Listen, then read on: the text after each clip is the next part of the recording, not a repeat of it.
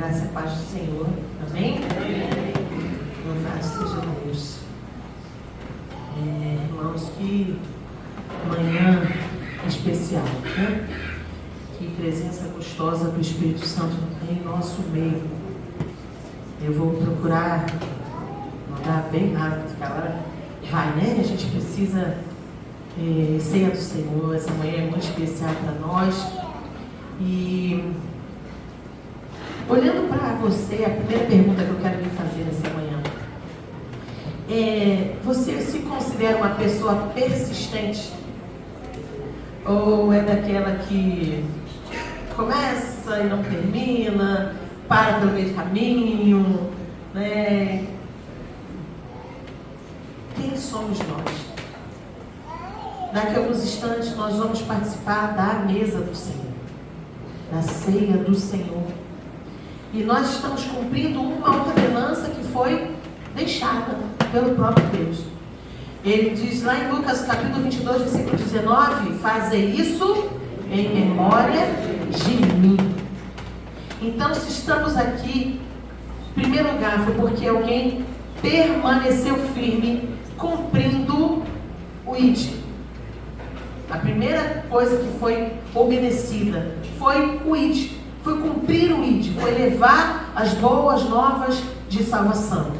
E segundo, porque nós estamos todo mês trazendo à memória o que o Senhor fez pela mim e pela sua vida. Estamos aqui porque Cristo não desistiu de nós. Ele não desistiu. Ele podia desistir, igreja? Podia. Ele tinha todo o direito de desistir, mas ele não desistiu. Ele permaneceu firme em seu propósito, que era o de nos salvar. E a palavra de Deus, então, para essa manhã, para os nossos corações, é: permaneça. Permaneça. Permaneça. Leamos Evangelho de João, capítulo 15. É um texto bem conhecido, a partir do versículo 1 até o 10. Ele vai nos dizer assim: eu sou a videira verdadeira e meu pai é o lavrador. Pode ir. Toda vara em mim que não dá fruto, atira, e limpa toda aquela que dá fruto, para que dê mais fruto. Vós já estáis limpos pela palavra que vos tenho falado. Está em mim e eu em vós. Como a vara de si mesma não pode dar fruto se não estiver na videira, assim também vós, se não estiverdes em mim. Eu sou a videira, vós as varas. Quem está em mim e eu nele, esse dá muito fruto juntos. Porque sem mim nada podeis fazer. Aleluia. Se alguém não estiver em mim, será lançado fora como a vara e secará. E os colhem e lançam no fogo e ardem. Se vós estiverdes em mim, as minhas palavras estiverdes em vós, pedireis tudo o que quiserdes e vos será feito. Nisto é glorificado meu Pai, que deis muito fruto, e assim sereis meus discípulos. Como o Pai me amou, também eu vos amei. A vós permanecei no meu amor. Se guardardes os meus mandamentos, permanecereis no meu amor. Do mesmo modo que eu tenho guardado os mandamentos de meu Pai e permaneço no seu amor. Queridos, Jesus, ele sempre teve muito cuidado de usar elementos e simbolismos que fossem muito acessíveis ao povo. Aqui não é diferente. Ele vai usar uma área de trabalho que era muito familiar ao povo judeu, que era a agricultura, e muito familiarizado com o cultivo de vinhas e produção de vinhos. O vinho para o povo não era uma necessidade, não era um luxo, mas era uma necessidade. Eles usavam vinho, era para saúde, era para higiene, era para cuidados para o próximo, para tudo que se imaginava. O vinho, ele era usado, ele era empregado. Então, era algo muito interessante, a ponto de os profetas usarem a abundância de vinho para descrever bênçãos do Senhor, e a escassez de vinho como uma disciplina divina. Então era algo muito familiar. Inclusive o lagar. O que era o lagar? O lugar de se pisar, de se esmagar as uvas. E o lagar significava o quê? Para os profetas, em muitas das suas mensagens, o lagar era aquele local simbolizando julgamento. Então, Jesus vai usar esse elemento para estabelecer a vida, o princípio da vida cristã entre os seus discípulos e entre aquela comunidade que estava nascendo. E ele vai dizer então que os verdadeiros cristãos são aqueles que produzem frutos, são aqueles que estão demonstrando vida, né? Vamos dizer assim. E os que professam ser cristão, porém têm falta de fruto, é o que evidencia que a salvação jamais aconteceu. Isso é possível? Sim. Às vezes nós estamos no ambiente espiritual, nós estamos por anos dentro de uma comunidade cristã, servindo ao Senhor até mesmo, louvando, cantando, participando, sendo dizimista, fazendo de tudo. Mas ainda não teve uma experiência profunda com o Senhor. Ainda falta ver na vida de muitas pessoas o fruto, que é a evidência que essa pessoa verdadeiramente está salva, teve uma conversão genuína. Jesus então ele vai se apresentar como a videira verdadeira. Se ele está dizendo que ele é a videira verdadeira, é porque existem as falsas. Irmãos, qualquer outra é uma cópia barata. Qualquer outro que se assuma como uma videira é falso. Somente ele é a videira verdadeira. E aí ele vai descrever que o pai é o agricultor. Sem o agricultor, o que acontece? As plantas secam, crescem desordenadamente, morrem. Eu não serviria para ser uma agricultora. Sou péssima para lidar com plantas. Compensação, tem outras pessoas que pegam uma plantinha que está ali em estado de decadência, tadinha, e dentro de 2 dias aquela planta ganha vida, ganha uma beleza extraordinária. E pega, e respinga água, e passa paninho, e faz carinho, e conversa com a plantinha. Bom dia, gente, eu cresci vendo isso acontecer. Bom dia, minhas lindas, você está dando flor, mas você está tão linda. Eu vi meu pai fazer isso com as plantas. Eu já dei plantas para o meu pai que estavam mortas na minha mão e ele ressuscitou. Eu não nasci para ser agricultora. Vai passar na minha mão, pode ter certeza que vai dar ruim, ela vai morrer. Então, as plantas precisam de um agricultor para que elas não venham perder o seu propósito. O agricultor vai fazer com que aquela planta, né, ela desenvolva para a qual ela foi chamada para ser. Se era para ser uma manga, ela precisa produzir uma manga. E ela precisa produzir uma manga doce. Ela precisa produzir manga. Então, se nós não produzimos, nós não estamos cumprindo o propósito para o qual Deus nos chamou. E nós precisamos do agricultor, né? Nós então somos quem? Os ramos.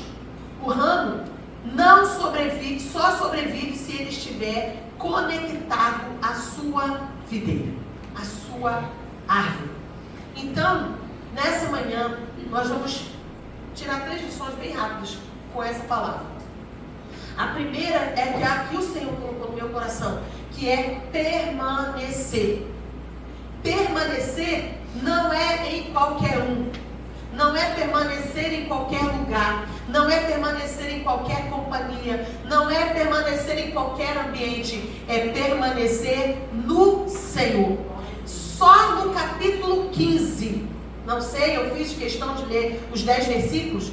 Porque se nós fôssemos contar de um por um, só neste capítulo, nós temos a palavra meno, que significa, no dicionário grego, inglês, grego-inglês no Novo Testamento, que significa permanecer. Então, essa palavra foi empregada mais de 11 vezes só no capítulo 15. Se você prestou atenção, várias vezes nós usamos a palavra na leitura. Permaneça, permanecer, permanecer, permaneça, permanecer. Se permanecerdes, eu permanecerei. É um imperativo dentro do capítulo que nós precisamos permanecer ligados à videira. E esse sentido, essa palavra permanecer, o sentido dela que traz para a gente é comunhão permanente em seu íntimo.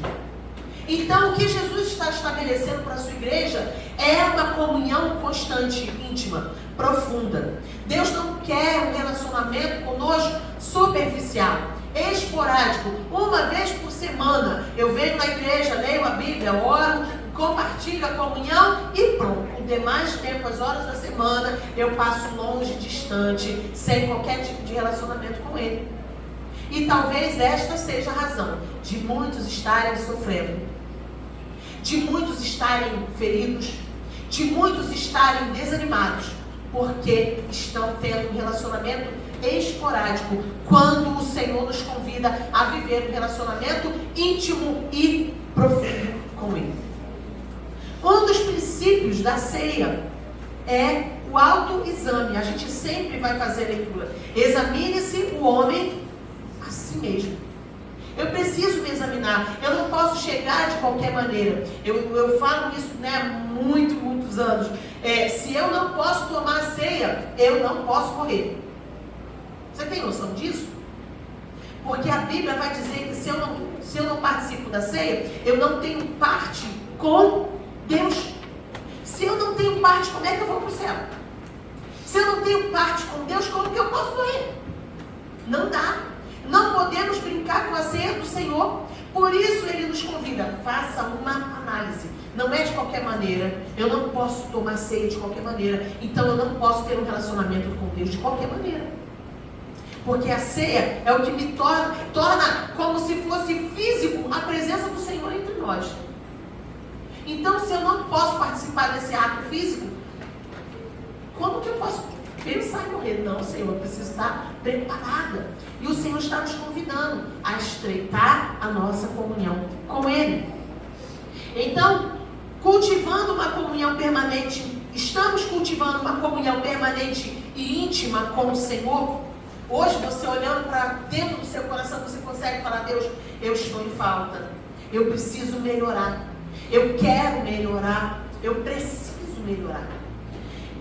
Ou está de forma esporádica, como falei. Permanecer não tem a ver com perfeição ou uma mudança instantânea. A gente pensa, não, porque agora eu permaneço, eu estou em Cristo, as coisas são pum. Não. É um processo, é uma comunhão diária com Deus, é uma transformação que Ele vai gerando a cada dia na nossa vida. E cada vez que nos aproximamos, mais queremos de Deus, mais queremos de Deus, mais a nossa alma vai se satisfazendo em Deus. Então, é sobre submissão diária à obra de Deus em nós, confiando que Ele é fiel para completar o que começou. É todo dia.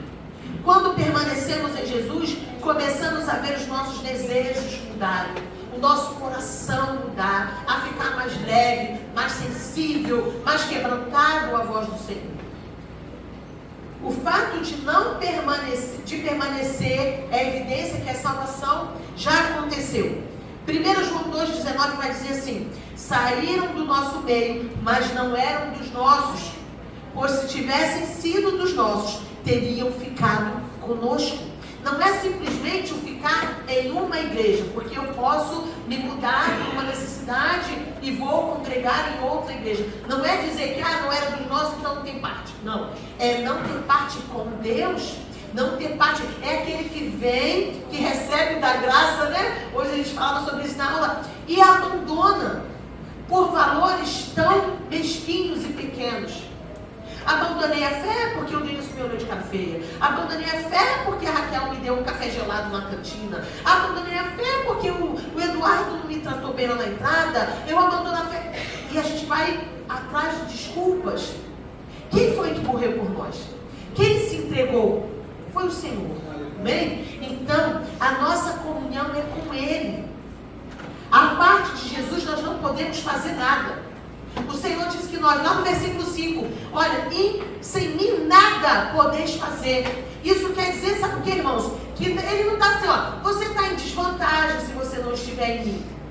Você está impotente de me servir se não estiver em mim. Não, irmãos, nós não temos condição de fazer nada. Sem ele, não fazemos nada.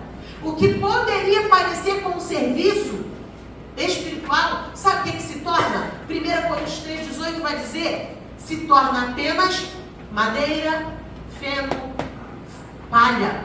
E serve para que a palha? Para ser queimada no julgamento no tribunal de Cristo. A palha vai ser queimada. Não prevalece.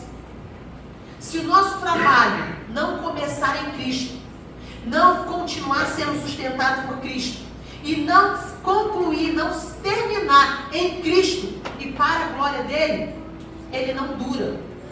Ele é em vão. Então, olhando para a nossa vida, a gente está permanecendo no Senhor?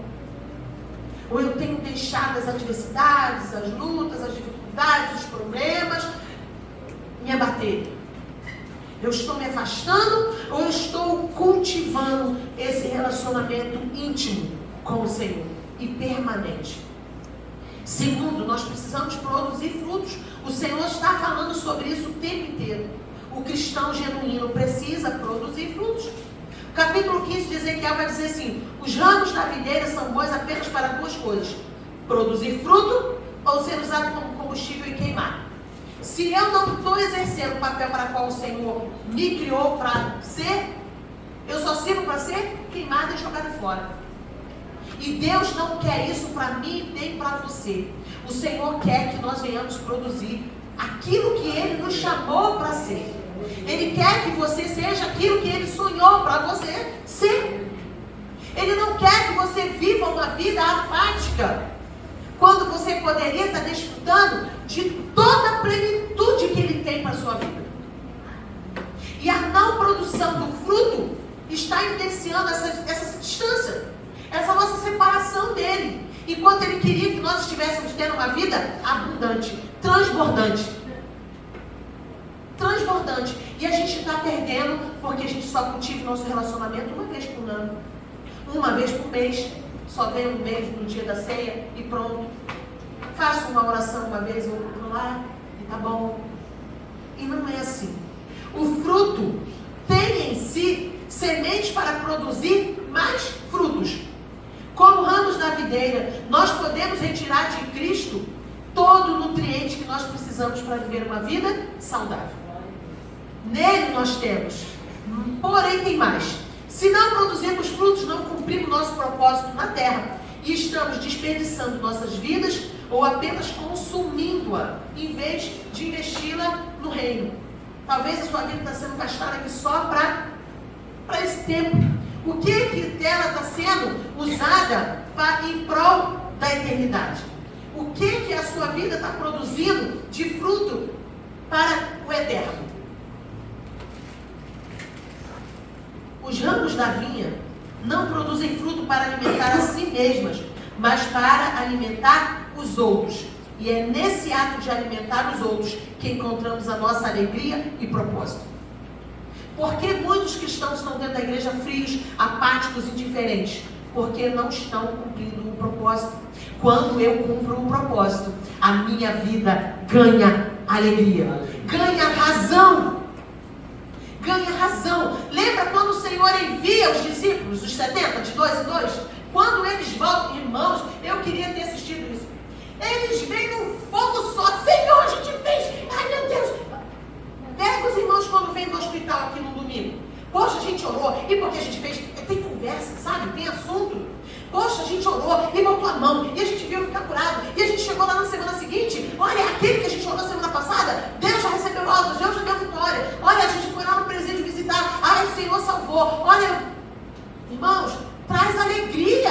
Isso é o propósito de Deus acontecendo. E muita gente está dentro da igreja sofrendo porque não está cumprindo o propósito.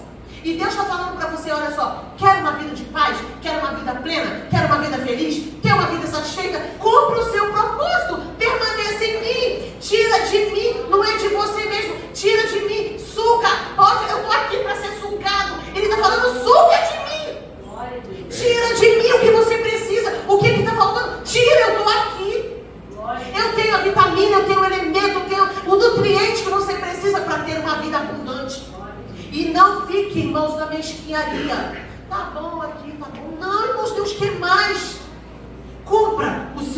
propósito. Jesus declarou: a minha comida é fazer a vontade daquele que me enviou e concluir a sua obra. Concluir. Fazer a vontade de Deus não é punição, é nutrição. Você consegue entender isso? Quanto mais você serve a Deus, quanto mais você se empenha na obra, quanto mais você se envolve, mais você é nutrido, alimentado, mais forte você fica. Eu venho cansado, mas é bom servir a Deus. Eu falei para a equipe do louvor, eu falei: meu Deus, Jesus tem misericórdia. O mês foi uma escala difícil esse mês, mas a gente está cumprindo o propósito. Então Deus renova, Deus traz alegria no serviço, no comunhão, no prazer, no partir do pão. É para isso que o Senhor nos chamou. Os ramos não produzem fruto. Que não produzem fruto provam que tem conexão viva com a videira e devem ser cortados. Os ramos frutíferos devem ser podados para produzirem mais e melhor. E aí entra a nossa terceira lição dessa manhã: a poda. O versículo 16 vai dizer assim: eu vos escolhi a vós para que vades e deis fruto, e o vosso fruto permaneça. Permaneça. Um bom jardineiro vai fazer o que for necessário para que uma videira produza. E aí, a primeira coisa que ele vai fazer, quando os galhos começam a crescer, eles vão pesando e vão arriando.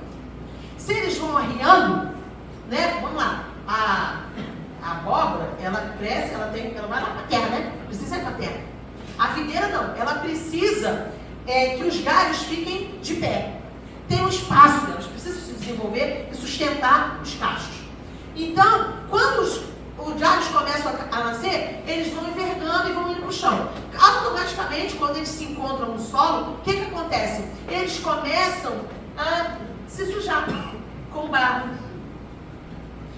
E o barro vai grudando nos galhos. O que o agricultor precisa fazer? Ele precisa pegar, levantar esse galho, apoiar, limpar, lavar com muito cuidado, tirar tudo aquilo que está agarrado, limpar e colocar ele de pé, para que ele possa produzir um bom fruto. E o Senhor precisa às vezes fazer isso para a gente. Ele precisa para que nós possamos desenvolver-nos bem. Ele precisa nos levantar, gentilmente nos lavar, nos purificar. E aí ele vai dizer: olha, que vós já estáis limpos pela minha palavra. Ele nos lava, irmãos. Ele é perfeito. O agricultor, ele vai com a água na medida certa. Não é água demais para afogar, para matar a planta. Não é água de menos para deixar ela com sede. É água na medida. Ele vai limpando, ele vai tirando a sujeira, ele vai matando. É pela palavra que nós somos limpos. Mas se não tiver jeito, ele vai arrancar. Ele vai arrancar. E aí, a palavra empregada que se usa é airo, no grego, que significa literalmente arrancar, tirar com força. O processo da poda nem sempre é agradável. Nem sempre. A poda pode acontecer através de muitas maneiras. Deus vai tirar talvez um relacionamento que esteja sendo destrutivo. Às vezes, muitas vezes, vai ser através de uma enfermidade, vai ser na perda, vai ser numa porta que vai se fechar. Então Deus vai usar maneiras para que o nosso coração entenda que eu preciso estar nele. Sabe por quê? Não é por crueldade, mas é por amor. Então ele vai precisar tirar aquilo que esteja impedindo de nós produzirmos um bom fruto. Ser disciplinado pode doer, mas nunca nos fere. Nunca. Pode doer. Você pode até chorar, mas nunca vai te ferir. Porque ele vai fazer da maneira certa, do jeito certo. O Senhor está nos convidando a permanecermos nele. está nos convidando a viver em comunhão íntima e profunda, a sairmos da superficialidade. Ele quer que você receba todos os nutrientes e desfrute de uma vida abundante e com produção de frutos. Essa produção flui da nossa comunhão com Cristo e da nossa obediência à sua palavra. A obediência deve estar unida ao amor por Cristo.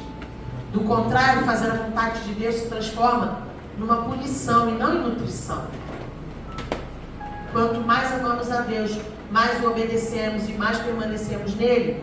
Quanto mais permanecemos, mais frutos produzimos e podemos dizer como o apóstolo Paulo: já não vivo eu, mas Cristo vive em mim.